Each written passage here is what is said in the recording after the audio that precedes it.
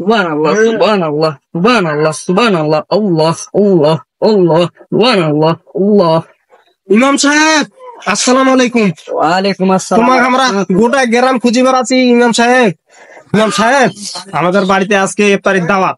আপনার দাওয়াত থাকিল, আপনি সন্ধ্যাবেলা যাবেন। আলহামদুলিল্লাহ।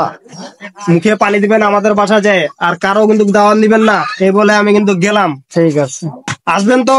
হ্যাঁ অবশ্যই আসবো। আপনি দাওয়াত দিয়েছেন, আমি না। আসসালামু আলাইকুম। ওয়ালাইকুম আসসালাম। আসিয়েন ইমাম সাহেব। আল্লাহ, আল্লাহ, আল্লাহ, আল্লাহ। ইমাম সাহেব, আসসালামু আলাইকুম। ওয়ালাইকুম আসসালাম ওয়া রাহমাতুল্লাহ। তা আমাদের বাসায় মিলাদ করতে চাচ্ছি, আপনার ইফতারের দাওয়াত থাকলো সন্ধ্যাবেলা ইফতারের সময়। আপনি কি দাওয়াত দিছেন? আপনি আমার কাছে আগে শুনছেন? এটা কিসের মাস আপনি জানেন না? রহমতের মাস, রমজান মাস। সিরিয়াল ধরে আমাকে দাওয়াত দিতে আসে লোকজন। আপনি খালি আসে ভাই আসসালামু আলাইকুম দাওয়াত দিলাম, হবে?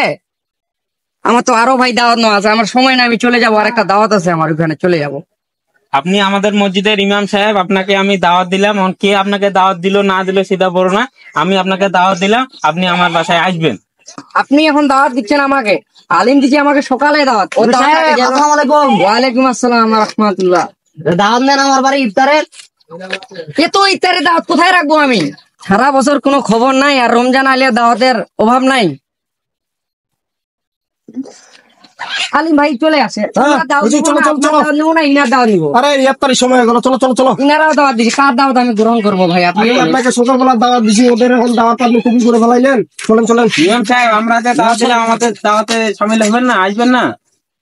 এটা হলি রহমতের মাস, রমজান মাস, বরকতের মাস। ইমাম সাহেব কোনো আদিত থাকে না, এর বাড়ির দাওয়াত, ওর বাড়ির দাওয়াত, দাওয়াতে ভরপুর। এই রমজান মাসটা আইলে ইমাম সাহেবের খাবার অভাব হয় না। ওই জন্য কইছি তোমরা দরকার হলে কালকে ছিলাও। আলিম সাহেব সময় শর্ট, হ্যাঁ সময় সব করে যাইতে হবে, নাহলে কোনো দিকে হবে না। আপনারা শুনেন, আপনারা কালকে খিলান ভালো হবে।